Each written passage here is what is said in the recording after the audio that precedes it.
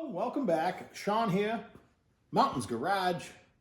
It's mid-afternoon in mid-December 2024. December 15th, I believe. The full moon occurred about 4 o'clock this morning, but I'm going to call a full moon the whole day. Yesterday, I had to do a few Christmas parties. Took up most of the day. However, Friday night, I started and have now accomplished what no man has ever been able to do before. I blew apart the rear suspension and sprayed on 2 cans of 96-cent Walmart gloss black to prevent the rust. This poor thing has been bare metal for 10 years, I don't know, left outside under tarps, and now hopefully I've retarded the rust, at least for a while. I don't want it too fancy. I'm not a rat rod guy, but let's just call it a hot rod. It's not fancy, functional, and most of it's going to be black. So I stuck the rear end back underneath. First I took all my it's a 4-link rear suspension. I took all the links apart. This is a Speedway tool. It's adjustable. And if you were starting from scratch, a brand new 4-link kit, I would just run, you lube up the rod ends, put them in the rods, or the links, put them both in tight because they're right and left hand, and I would hold them. You could put one end on here and back them out, I don't know, 3 or 4 turns at least, because you have quite a bit of adjustment. And lock one in with this tool. You can go ahead and set the other one the same length. That's what this tool's handy for. You could make your own. This was $40, I believe, on Speedway. It'll do 3 different size rod ends. They make longer ones for doing drag links and stuff, and tie rod ends, but in my case, I had it in my cart. I was trying to make up, to get my Black Friday deal. I had to spend a few extra things, so I bought myself a few tools. And I found it really handy. Again, I already had a suspension that was put together, and I don't think I was that far out to lunch, but with that tool, I was able to make both the bottom bars, which set the rear end in the chassis, and your wheelbase. Wheelbase it is what it is. I'm gonna let how far the rod ends out. They're comfortable, so I have a adjustment on both of them. They're not all the way out, they're not all the way in. And my wheelbase is what it is. But side to side, I locked them both the same width, and when I put them in and measured, step 1 of your 4-link adjustments, initial adjustments, you got to measure from the housing to any frame member. This would be a number 1 bar if you're building a chassis, which I'm going to put a cage on this eventually, but this cross member, your rear end ought to be square to that. There could be error in this one because there's little pieces here and the brackets have been welded on, but fortunately I also measured to this bump right here, the last bolt down in the upper, to the rear end, and it is the same side to side. And when I put both of my lower links in this rig, so made them the same, bolted it in, everything measures the same. It's okay if it doesn't. If you're up to 1/8 of an inch different side to side, and you just have to adjust the link, so be it.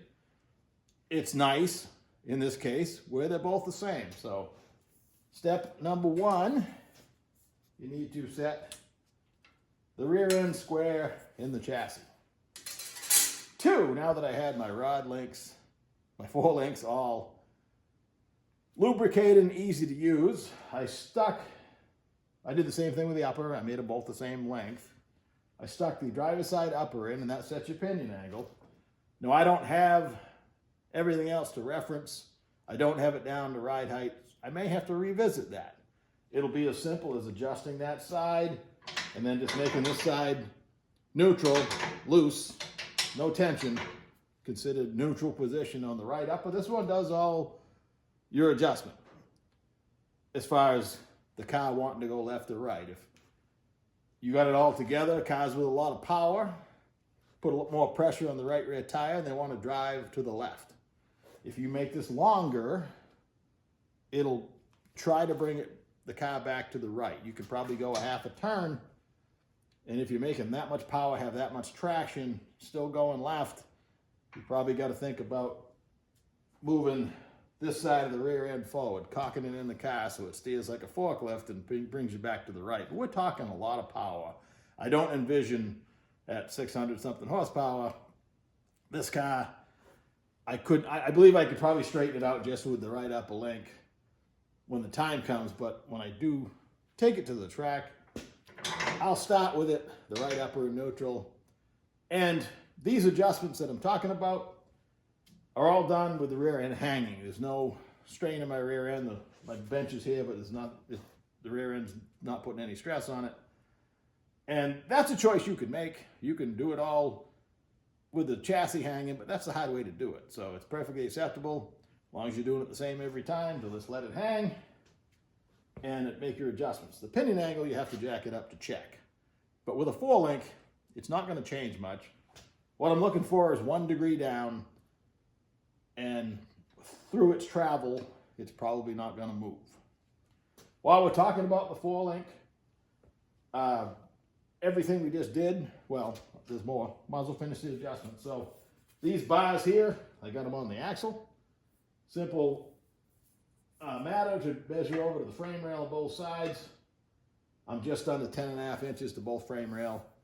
You adjust that with the wishbone if you have one. I have a diagonal link. It's left and right rod ends. You loosen them up, you turn it, and it very efficiently moves the rear end side to side. You can feel when it's comfortable. You can almost eyeball it, but this one I use a millimeter scale, and I'm to the millimeter on both sides. You know, again, simple measurements, not hard. Now, if you wanted to, you could go get a wooden dowel, and you could make a dowel that fit between here and the frame rail. And no matter what you do with the settings as far as moving the bars, you could always put the rear end back where it belongs using that dowel. But I don't anticipate not being able to just get out a yardstick and doing the same thing. So a more sophisticated 4-link, when you go to move, this is the only nut and bolt I don't have tight because this bolt is not like the others.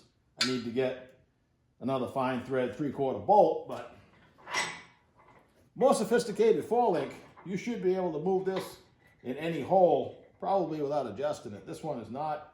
The curve doesn't match. Again, the rear brackets are different.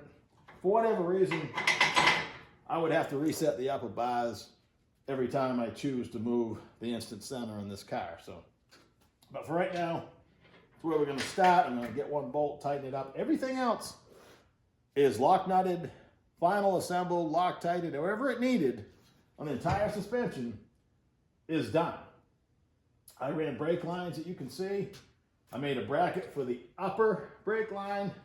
I bored a hole in the frame over there, and I've stopped it right there. Let's talk about brake lines for a minute. When you're plumbing a hot rod or race car from the start, from the get-go, you have to choose whether you're doing 45-degree, traditional brake lines that we're familiar with in American cars, or if you're going to go 37-degree AN. You could mix them and make connections, but I usually choose one or the other, where this one has stock drum brakes and stock, GM metric front calipers and stuff. Everything's just going to be 45-degree traditional brake lines. So my go-to is a 1970 Nova flexible rear line, and same with the parking brake cables. When I get there, I just buy them for a 70 Nova, and I put them on Dana 60. I put them on 9-inch Ford, of course GM 10 and 12 bolt. They fit everything, or you could make them fit. I found while I was attaching the brake lines with these insulated close clamps or P-clamps, the 3/16 lines that go to the drums, those clamps fit around nicely, and a regular 1/4-inch bolt with a 7/16 hex head is no problem tightening it down. But the 1/4-inch brake line that runs from the master cylinder to the rear end, a 7/16 head gets really close to the P-clamp, and it's kind of a pain. I had to finish these two with a wrench. For those two, I found 2 little short Allen heads, and now I'm going to buy a bag of them, and it looks a lot more race car anyway, a lot easier to install. I drilled and tapped the frame 1/4 20. Got really upset when I broke the tap off in that one. Bad words came out, but fortunately I was alone and I had a few more taps in stock, so not the end of the world, but nothing more frustrating than breaking a tap. All you can do is finish breaking it out of the hole and retap the hole. And it didn't take that much work to get it out, but I sacrificed a perfectly good tap because I slipped a little bit. I was standing on a milk crate and I broke it with the weight of my body. I took the brake drums off, one, because I wanted to clamp these. It's just aluminum square stock, nothing fancy, with a couple C-clamps, onto the face of the axle because it's more accurate to measure the rear end side to side. And I wanted to paint the drums. Again, this was all brand new. Fortunately, still looks brand new inside the drum. Even inside wasn't rusty on the brake drum. And I like to go ahead and paint the entire inside of the brake drum. I try not to get it, on this surface where the shoe rides, but I can wipe it out later on. But when the thing's sitting around waiting for me to finish it, the drum's not going to rust because I got paint all over it. But the inside of the drum, there's two faces.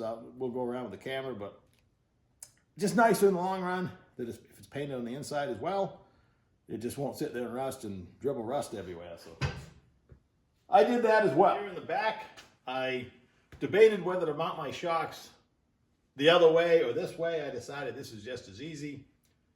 Got one adjustment here, the other adjustment, you take like a little punch and it's up here.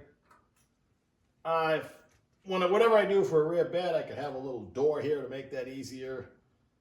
Not a big deal. I use 1/2-inch AN washers in between the shock bearing and the brackets, upper and lower, so when you loosen the bolts, you can take the shock in and out without having to loosen up the brackets that hold it. Everything's happy. Everything is lock knotted, like I said. I adjusted the shocks in the middle of both compression and rebound. Sway bar, same thing, is loose. Neutral, if you will. You set that with the driver sitting in the car, everything on the ground. You just want everything loose, and you can, add preload if you need to eventually, but initial starting point, you just want everything relaxed. In this case, ride height, driver in the driver's seat, and good to go. I found, at least for now, an Allen-headed bolt. I don't know if you can still see me, I hope so. For this, and we'll see how the tire clearance works out, I can always put a flathead or something in there. I drilled and tapped the 4-link brackets to hold the brake lines. I was a little upset when I was talking about the drum painting. This area here and this area here wants to rust. And this area here, like I say, got a little overspray on it, but that's okay. I popped the drums off, to set the rear end side to side in the chassis, and it's missing the strut or the balance bar that goes between the shoes for the parking brake and the parking brake lever or arm that the cable hooks to. Those two pieces are missing. It's Mopar 11-inch, and unfortunately for me, I don't know which one I have. There's like a year break, 1971 and then down, and 1971 and up. And hopefully choose the right one. I'm gonna go with the early one, I think. If you're a Mopar 11-inch drum brake expert, please speak up. Tell me how I can identify the difference. But I'm gonna blow $100 on 4 little pieces of metal and a couple springs. But I want my parking brake to work eventually. So that'll be an unfinished project. I'm gonna go ahead and put the drums on, put the wheels and tires on it, get this thing up in the air so I can wheel the cab in and start working on that, because I tried to finish everything 100%, but I'm gonna have to go back and revisit the parking brake hardware inside the drums, my parking brake cables, and I decided, probably smartly, to wait on the wheelie bar. I know where I'm gonna hook them, but I don't wanna go ahead and make brackets and then have the thing not have enough adjustment to make it functional. So, and I could not find a Brillo pad. I was gonna change out the rear cover, but I kinda like it. It's probably fine. If I get a Brillo pad and shine her up, she'll be good to go. I do have a fancier cover, but currently it has brand new gear oil in it, and probably gonna run it the way it is for now. I made an extra long bracket here, trying to make sure my stock style rear brake flexible line has enough travel. And worst case, if it did get tight, the rear end's not going to come down very far, so I think I'm good. It might just straighten this out instead of, you know, breaking the line, but I don't think I could possibly, the rear end's all the way down now, and I got plenty of flex, so I think we're good. So I guess that's it today. Hope you got something out of it. Real simple adjustments. That's why I love 4Links. Suspension, it probably took, I don't know, 10 minutes to set up the whole thing. It's really fun when the measurements are matching, everything's coming out like it should, because, you know, everything was welded on. It was pretty damn near accurate. So have a nice afternoon. Talk to you soon.